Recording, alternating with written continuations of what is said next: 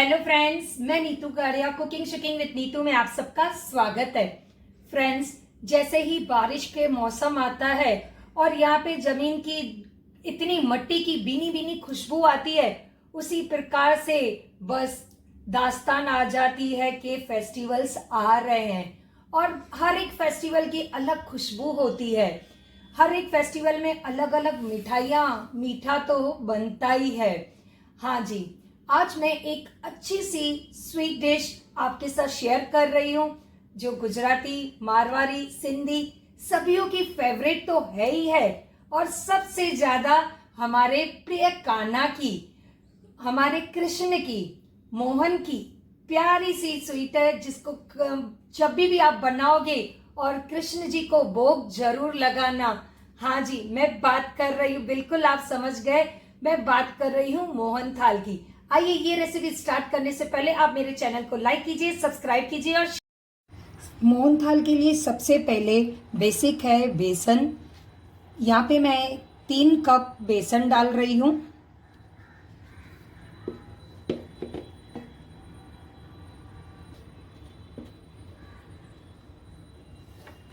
यहाँ पे हम वार्म दूध लेंगे, करीबन 4 चम्मच से 5। इसमें सेम क्वांटिटी 4 चम्मच हम घी लेंगे।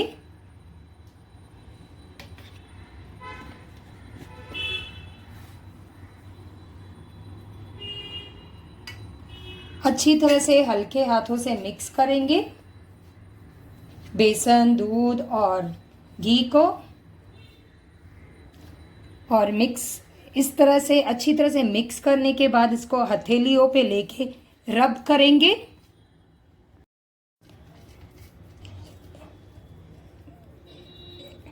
इसी तरह से हमें पूरे बेसन को अच्छी तरह से रखना है। आप देखेंगे कि बेसन हमारा दाना दाना हो गया है, अच्छी तरह से खुला खुला हो गया है।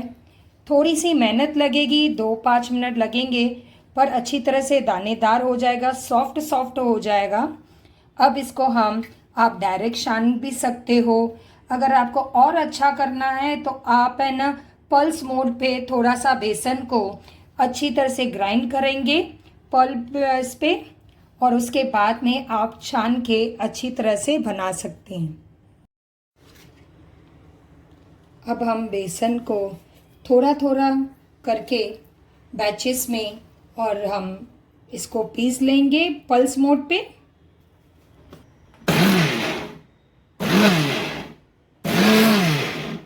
आपने देखा पल्स मोड पे हमने बेसन को ग्राइंड किया और भी हमारा अच्छा दाने दाने हो गया है।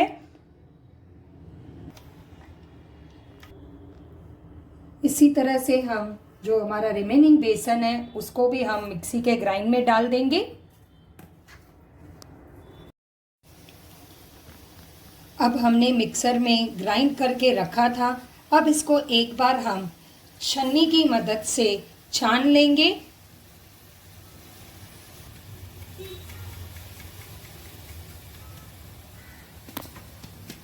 आप देखेंगे कितना सॉफ्टली निकलता है। थोड़ा सा टाइम जाएगा पर वो दिल से जो चीज़ बनती है और जिसका टेक्सचर एकदम अच्छा हो, तो थोड़ी सी मेहनत तो ज़रूरी है।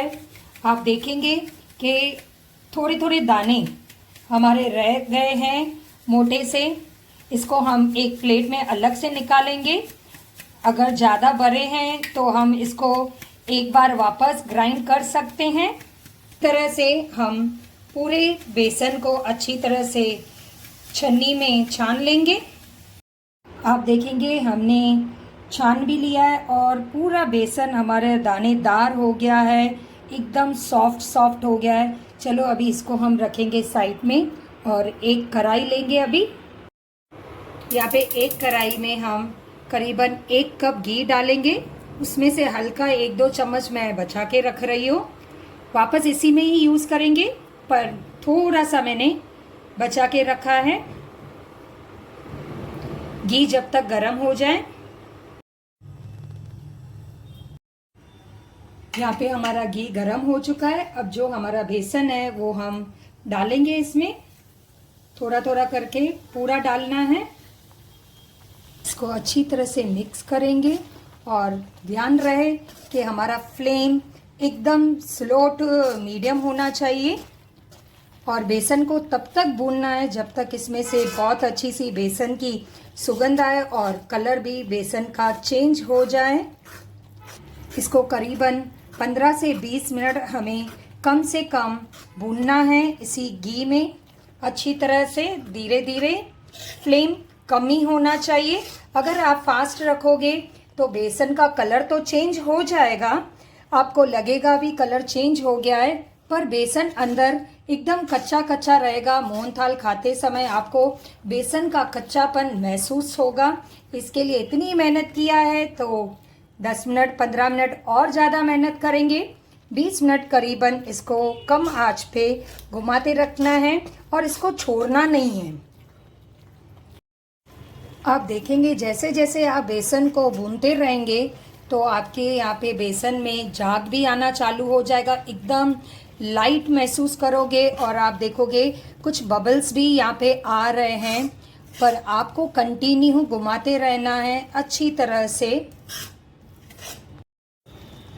आप देखेंगे 20 से 25 मिनट हो गया है। बेसन हमने अच्छी तरह से भून लिया है और कलर भी काफ़ी अच्छा सा गोल्डन जैसा हो गया है, चेंज हो गया है और इसमें से खुशबू भी काफ़ी अच्छी आ रही है। अब हम गैस को बंद कर देंगे। अगर आपके पास फ्रेश मलाई है तो आप 2 चम्मच डाल सकते हैं, नहीं तो आप 5 से 6 चम्मच दूध को भी डाल सकते हो। उबला हुआ दूध होना चाहिए और जैसे ही इसको संभल के डालना है क्योंकि इसमें झाग आना चालू हो जाती है।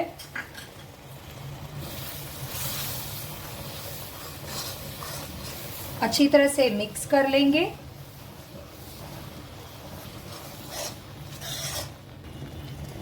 आप देखेंगे दूध डाला हमने और अच्छी तरह से मिक्स किया, थोड़ी थिकनेस भी आ गई और कलर हमारा और अच्छा सा खिला खिला होने लगा है, गोल्डन होने लगा है। अब हम इसको साइड करके रख देंगे। पे हम चाशनी बनाएंगे।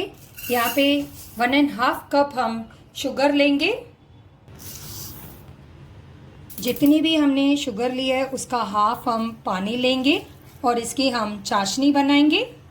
पे फुल फ्लेम में हम बनाएंगे चाशनी में और यहाँ पे थोड़ा सा हम जैसे ही पानी उबलना शुरू हो जाए थोड़ा सा हम दूध डालेंगे। जैसे झाग निकलेगी और उसमें जो भी गंदगी होगी शुगर की वो ऊपर आना चालू हो जाएगी। अगर आपको पीसेस के फॉर्म में चाहिए तो आपको यहाँ पे चाशनी एक तार की बनानी है। अगर आपको लूज चाहिए तो उसमें जैसे ही शुगर आपकी मेल्ट हो जाती है तो आप डायरेक्टली यूज़ कर सकते हो उसको।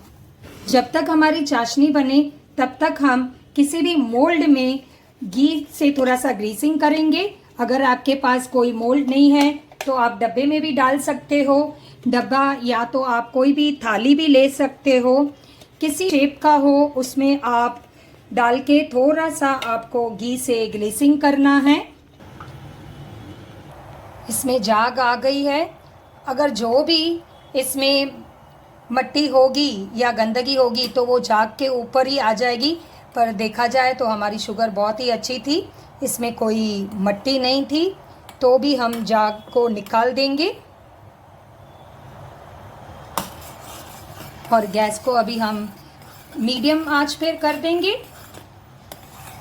अगर आपको ज़्यादा मीठा पसंद है तो यहाँ पे जो शुगर की मात्रा है उसको आप 1.5 से 2 कप भी कर सकते हो। तो ये ट्रेडिशनल स्वीट है, इसके लिए हम थोड़ा सा इलायची पाउडर भी डालेंगे। अगर आपके पास इलायची पाउडर नहीं है तो आप इसमें केवरे का एसेंस भी डाल सकते हैं और थोड़े से केसर के दाने में यहाँ पे डाल रही हूँ और इसको एक बार मिक्स कर लेंगे। चाशनी को हम चेक करेंगे।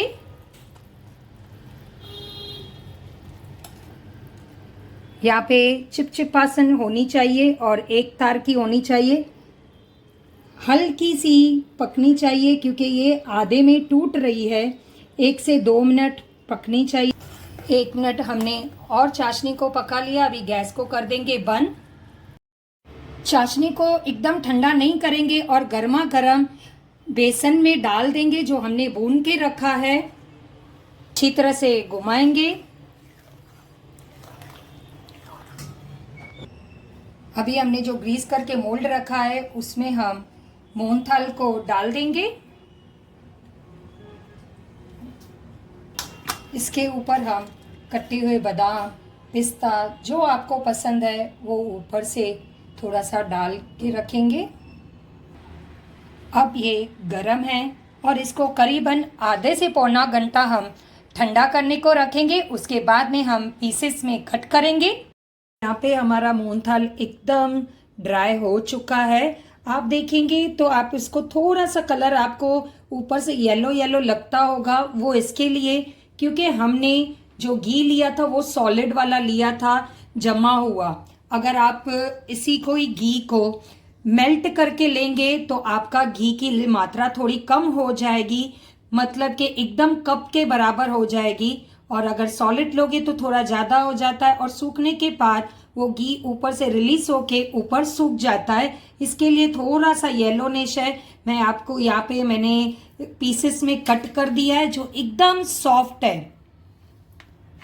नाइफ आप देखोगे कितनी अच्छी तरह से जा रही है। अब मैं आपको पीसेस निकाल के दिखा रही हूँ। बहुत ही सॉफ्ट बना है हमारा मोहनथाल। आप देखेंगे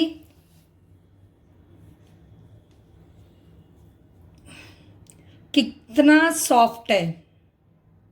अभी सभी पीसेस को हम निकाल देंगे।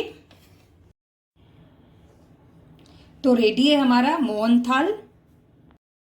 तो रेडी है हमारा एकदम यमी सा और एकदम सॉफ्ट सा मोहनथाल। आपने देखा कितना आसान सा बन जाता है। और इसी चीज को अगर हम मार्केट से लेके आते हैं तो वो चीज तो अलग ही हो जाती है, क्योंकि उसमें बिजनेस के हिसाब से लिया जाता है, बनाया जाता है। ये तो हमने घर में अपने प्यार से अपनी चीजें डाली है, दिल से बनाया है, तो इसकी मिठास भी दिल जैसी ही होगी। तो जरूर बनाइए। हमारे कान्हा जी को भी भोग लगाइए। जन्माष्टमी भी आ रही है और अपने फ्रेंड्स के साथ, फैमिली के साथ स्वीट का भरपूर आनंद उठाइए। और आपको आने वाले सभी त्योहारों की बहुत ढेर सारी शुभकामनाएं। Thank you.